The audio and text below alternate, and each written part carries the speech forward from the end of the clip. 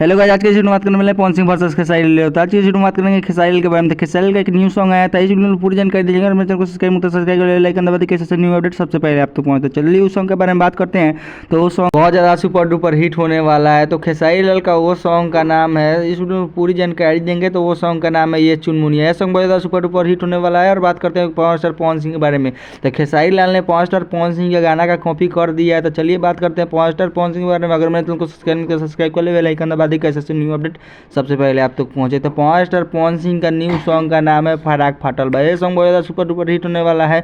अगर मेरे चैनल को सब्सक्राइब कर ले लाइक करना बताइए कैसे न्यू अपडेट सबसे पहले आप तक पहुंचे। तो चलिए मिलते हैं न्यू अगले अपडेट के साथ, तब तक इतना ही।